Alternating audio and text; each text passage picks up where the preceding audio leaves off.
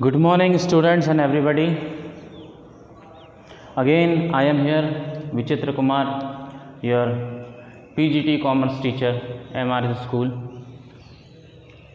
Today the date is 14 of July. तो जैसा कि मैंने आपको बताया था, आज मैं आपको अकाउंटेंसी में profit and loss appropriation account के बारे में बताऊंगा कि profit and loss appropriation account क्या होता है और वो किस तरह से प्रिपेयर किया जाता है। Profit and loss appropriation account, देखिए अप्रोप्रिएशन का मतलब क्या होता है, पहले हम इसको समझेंगे। अप्रोप्रिएशन का मतलब होता है डिस्ट्रीब्यूशन, यानी प्रॉफिट को बांटना। जैसे आपने 11th क्लास में सोल प्रोप्राइटरशिप में अकाउंट्स तैयार किए थे, उसमें आप ट्रेडिंग अकाउंट बनाते थे, प्रॉफिट एंड लॉस अकाउंट बनाते थे, फिर बैलेंस शीट बनाते थे। तो उसमें प्रॉफिट एंड लॉस अकाउंट बनाने के बाद आप डायरेक्टली बैलेंस शीट बना देते थे, जो कि उसमें एक अकेला ही बिजनेसमैन होता था। बट अभी यहाँ पर कई पार्टनर्स हैं, तो उस प्रॉफिट को बांटने के लिए profit and loss appropriation account बनता है। और इस profit and loss appropriation account में पार्टनर से रिलेटेड जितने भी एडजस्टमेंट हैं, जो कि डीड में लिखे होते हैं कि किसी पार्टनर को अगर सैलरी दी जाएगी या कमीशन दी जाएगा या इंटरेस्ट ऑन कैपिटल दिया जाएगा या इंटरेस्ट ऑन ड्राइंग चार्ज करेंगे, तो वो सारी चीज़ें इस अकाउंट में लिखी जाती हैं। पार्टनर से रिलेटेड, उनको देने या उनसे लेने से रिलेटेड सारी चीज़ें इसमें आती हैं, सिर्फ दो चीज़ों को छोड़कर। वो कौन सी? वो है रेंट पेएबल टू पार्टनर और दूसरा interest on loan payable to partner. देखिए, रेंट जो पार्टनर को दिया जाता है, अगर पार्टनर की कोई प्रॉपर्टी हम बिजनेस में यूज़ कर रहे हैं और उस पर किराया हम दे रहे हैं, तो वो अप्रोप्रिएशन में नहीं आएगी, वो प्रॉफिट एंड लॉस अकाउंट में जाएगी। क्यों जाएगी? क्योंकि प्रॉफिट एंड लॉस अकाउंट की जितनी चीज़ें होती हैं वो सब चार्ज अगेंस्ट प्रॉफिट होती हैं। चार्ज अगेंस्ट प्रॉफिट का क्या मतलब है? चार्ज अगेंस्ट प्रॉफिट का मतलब ये होता है कि आपको प्रॉफिट हो या लॉस हो, उसे देना ही पड़ेगा। जैसे कि एम्प्लॉयज़ की सैलरी, अगर किसी साल आपको नुकसान होता है, घाटा होता है, तो इसका मतलब ये नहीं है कि उस साल एम्प्लॉयज़ की सैलरी नहीं दी जाएगी। लेकिन अगर नुकसान होता है, घाटा होता है, तो पार्टनर्स को प्रॉफिट नहीं मिलेगा, बल्कि लॉस में उनको हिस्सेदारी करनी पड़ेगी। समझ में आया कि चार्ज अगेंस्ट प्रॉफिट होता क्या है? चार्ज अगेंस्ट प्रॉफिट का मतलब होता है कि ऐसे आइटम्स, ऐसे एक्सपेंसेस जो कि प्रॉफिट हो या लॉस हो, आपको देना ही पड़ेगा। तो प्रॉफिट एंड लॉस अकाउंट में चार्ज अगेंस्ट वाली चीज़ें लिखी जाती हैं और profit and loss appropriation account में वो चीज़ें लिखी जाती हैं जो अप्रोप्रिएशन वाली होती हैं, यानी कि अगर प्रॉफिट होगा तो दी जाएंगी, नहीं होगा तो नहीं दी जाएंगी।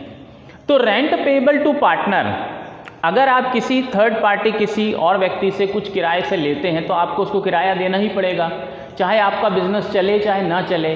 किराए से कोई चीज़ ली है तो आपको उस पर रेंट देना ही पड़ेगा।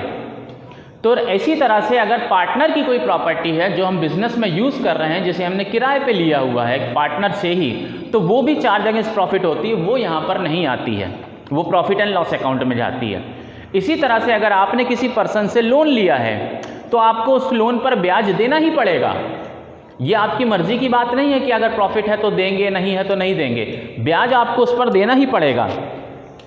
तो इसी तरह से अगर कोई लोन हम पार्टनर से लेते हैं, एज अ लोन ले रहे हैं, तो उस पर भी ब्याज हमको देना ही पड़ेगा।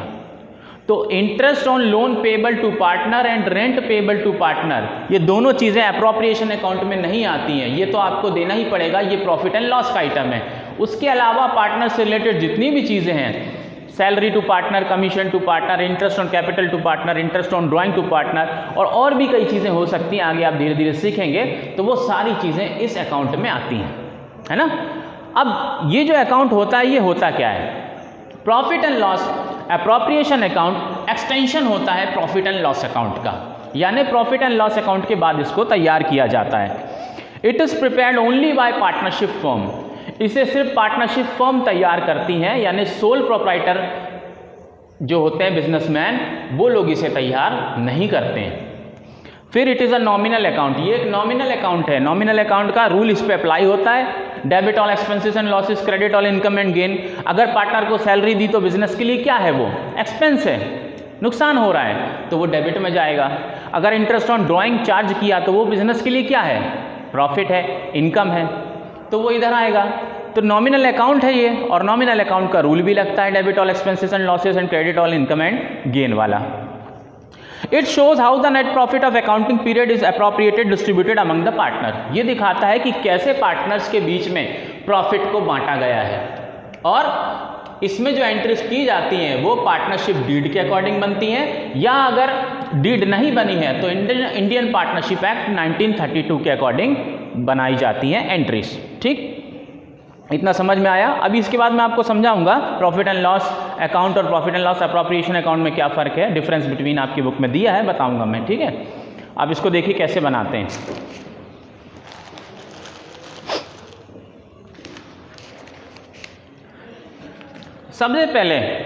सबसे पहले ऊपर आप लिख देंगे profit and loss appropriation account for the year ended. जिस साल के अंत में बनाया जाता है, जब हमारा अकाउंटिंग पीरियड खत्म होता है तो वो डेट यहाँ पर लिख दी जाती है। फिर वही पर्टिकुलर्स रुपीस, और ये अकाउंट है, आप इसमें डेबिट क्रेडिट भी लिख देंगे। ठीक, ये डेबिट हो गया, ये क्रेडिट हो गया। अब इसकी स्टार्टिंग कैसे होती है? देखिए, अगर प्रॉफिट है आपके पास तो ही ये अकाउंट तैयार होगा, क्योंकि ये अकाउंट बना ही जाता है प्रॉफिट को बांटने के लिए। अगर प्रॉफिट नहीं हुआ है आपको, मतलब कि अगर प्रॉफिट एंड लॉस अकाउंट से नेट प्रॉफिट नहीं निकला है, या तो ज़ीरो है या फिर नेट लॉस निकल आया है, तो फिर ये अकाउंट तैयार नहीं होगा। तो सबसे पहली चीज़ जो इसमें आती है, देखिए अगर लॉस हो जाता है ना, तो प्रॉफिट एंड लॉस अकाउंट में डायरेक्टली उस लॉस को डिस्ट्रीब्यूट कर दिया जाता है, यानी कैपिटल अकाउंट में ट्रांसफ़र कर दिया जाता है। अब सबसे पहली एंट्री आपकी क्या होगी? यहाँ पर प्रॉफिट एंड लॉस अकाउंट से लाया गया प्रॉफिट, जिसको आप कैसे लिखेंगे? By profit and loss account. पहले आप इस अकाउंट को सीख लीजिए। इस अकाउंट को जब ये अकाउंट आपको याद हो जाता है सॉल्व करते करते बार बार, तो इससे जर्नल एंट्री बनाना बड़ा आसान होता है।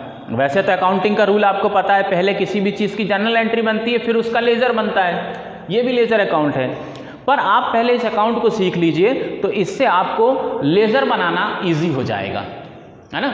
लेजर मतलब वही लेजर, आप पहले अकाउंट बार बार सॉल्व करेंगे तो ये लेजर अकाउंट आप सीख जाएंगे। उसके बाद इसकी जर्नल एंट्री आपको जस्ट रिवर्स प्रोसेस करके बना देनी है। 11th में आपने सीखा था कैसे जर्नल एंट्री से अकाउंट बनता है। 12th में आपको थोड़ी सी उल्टी प्रोसेस चलानी होगी कि कैसे हम अकाउंट से जर्नल एंट्री बना सकते हैं। तो पहले हम इसको बनाना सीखते हैं, फिर इसकी जर्नल एंट्री मैं आपको बताऊँगा। तो पहले आप प्रॉफिट ले लेंगे जो प्रॉफिट एंड लॉस अकाउंट से मिला है। यहाँ पर net profit transferred from profit and loss account. जो प्रॉफिट एंड लॉस अकाउंट है वहां से लाया गया नेट प्रॉफिट, आप यहां पर जो भी अमाउंट है उसको लिख देंगे। फिर इसके अलावा और कोई इनकम है, इनकम से मतलब क्या है? बिजनेस के लिए इनकम, पार्टनर के लिए नहीं, बिजनेस के लिए कोई फायदे वाली चीज़ है। तो बिजनेस के लिए फायदे वाली चीज़ क्या होती है? इंटरेस्ट ऑन ड्राइंग, तो वो इधर आ जाएगी। अगर इंटरेस्ट ऑन ड्राइंग चार्ज कर रहे हैं तो वो इंटरेस्ट ऑन ड्राइंग्स यहाँ पर आ जाएगी। अब अगर पार्टनर अलग अलग हैं, जैसे ए और बी दो पार्टनर हैं, तो ए यहाँ, बी यहाँ पे, और इनका टोटल यहाँ पे आ जाएगा। ठीक, इसके बाद और कोई आइटम इसमें होते नहीं हैं जो आए क्रेडिट साइड में। अब डेबिट की बात करेंगे। डेबिट में क्या क्या आ सकता है? सैलरी अगर किसी पार्टनर को देनी है तो यहाँ पे आ जाएगा 2 सैलरीज ऑफ पार्टनर। अगर 2-4 हैं तो वही सिस्टम चलेगा, ए बी, है ना। ए की है तो बस ए का नाम लिख देंगे। इसके अलावा अगर कमीशन की बात है तो यहाँ पे कमीशन आ जाएगा, 2 कमीशन 2 पार्टनर्स, यहाँ पर लिख देंगे। फिर इंटरेस्ट ऑन कैपिटल अगर है तो वो आएगा। क्यों आएगा? क्योंकि इंटरेस्ट ऑन कैपिटल पार्टनर के लिए तो फायदे की चीज़ है, लेकिन बिजनेस के लिए वो नुकसान है। ठीक है, बिजनेस का नुकसान हो रहा है, उसका प्रॉफिट कम हो रहा है। जो भी है ए बी, अगर 2 पार्टनर है ए और बी, तो उनका नाम यहाँ पर आ जाएगा। फिर इसके बाद अगर क्वेश्चन में दिया हुआ है कि कुछ पैसा रिजर्व में ट्रांसफ़र करना है तो वो भी यहीं पर आएगा, टू रिजर्व अकाउंट। ये आप बना लेंगे। इसके बाद आप फाइनल देखेंगे कितना प्रॉफिट बचा। अब देखिए इसमें फाइनल कैसे देखते हैं। सपोज नेट प्रॉफिट था 10,000 रुपये प्रॉफिट एंड लॉस अकाउंट से। इंटरेस्ट ऑन ड्राइंग बना 1,000 रुपये ए से, 1,000 रुपये बी से। ये हो गया 2000 रुपीज़। टोटल इसका कितना आया 12,000 रुपीज़। ठीक, अब सैलरी टू पार्टनर, सपोज 500 की सैलरी ए को देनी थी and 500 salary for B, total is 1000 paid for salary. Then commission to partner, suppose it is 500 rupees, and interest on capital, suppose 250 rupees is interest on capital, ये भी हो गया 500 rupees, और reserve में ट्रांसफ़र किया 500। ठीक, तो इधर का टोटल कितना हुआ 1000, 2000, 2500। ठीक, इतना समझ में आया। यहाँ का टोटल हुआ 2500 रुपये, और प्रॉफिट कितना है हमारे पास 12000 रुपये। 12000 में से ये 2500 आप माइनस कर देंगे तो टोटल बचेगा कितना 9500 फाइनल प्रॉफिट, जो कि पार्टनर के बीच में बांटा जाएगा। ठीक, ये इतना समझ में आया। अब मान लीजिए यहाँ पर दो पार्टनर हैं ए और बी, तो कैसे बांटेंगे, टू प्रॉफिट ट्रांसफर टू, यहां पर लिख देंगे एज कैपिटल अकाउंट। अगर फिक्स्ड कैपिटल मेथड है तो कैपिटल की जगह पे करंट अकाउंट लिखेंगे। अब ये फिक्स्ड और फ्लक्चुएटिंग क्या है ये मैं आगे आपको समझाऊंगा। इन दो के बीच में बांट दिया जाएगा, है ना। कैसे बांटेंगे, मान लीजिए इक्वल है, इक्वल पार्टनर है, इसका मतलब कैसे होगा, ऐसे होगा A:B 1:1, इक्वल मतलब 1:1, 1 और 1 कितना हुआ 2, हाफ और हाफ। तो इस 9500 को इस तरह से डिस्ट्रीब्यूट हम करेंगे। इतना समझ में आया। ठीक, कितना हो जाएगा 4500 तो सीधा हो गया, शॉर्टकट में इसको करना सीखो बेटा। आधा करना है मुझे सीधे सीधे 9500 का, ठीक है। 9000 का आधा 4500 तो ये हो गया, और 500 का आधा 250, 4750 ये हो गया ए का, और ये हो गया बी का 4750। टोटल करके देखेंगे हुआ ना 9500। तो ये 4750 रुपये 4750 इसको दे दिया, 4750 इसको दे दिया, और यहाँ आमने सामने 12,000 रुपीज़ लिख दिया, डबल लाइन से बंद। इतना समझ में आया ये अकाउंट कैसे बनता है। इसे कहते हैं profit and loss appropriation account. नहीं चल रहा है अभी। मैं आपको इसके देख लीजिए अच्छे से किस तरह से तैयार हुआ है। आपके पास बुक है, बुक में भी आप देख सकते हैं क्या करना है, कैसे करना है। अभी मैं आपको इसकी जर्नल एंट्री बता देता हूँ। इसकी जर्नल एंट्री बड़ी आसान है। अगर आपने अकाउंट बनाना सीख लिया है तो उस अकाउंट से आप जर्नल एंट्री बड़ी आसानी के साथ तैयार कर सकते हैं, ठीक है। वो कैसे तैयार होगी मैं आपको बता रहा हूँ, देखिए।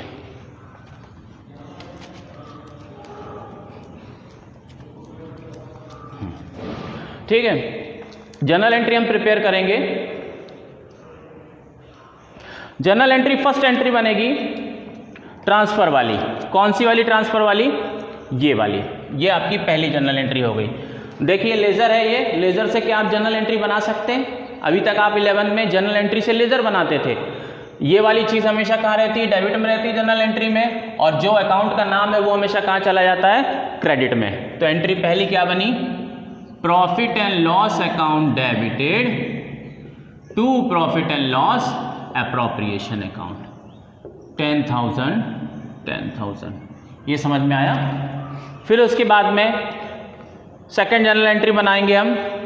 अब आप कहीं से भी बना सकते हैं, पहली एंट्री ये बन गई, इसके बाद आप कोई सी भी तैयार कर सकते हैं, ठीक है। तो आपकी बुक में इंटरेस्ट ऑन ड्राइंग की सेकंड एंट्री बना देते हैं। ये चीज़ डेबिट में जाएगी। कैसे लिखेंगे इसको हम लिखेंगे interest on drawings account debited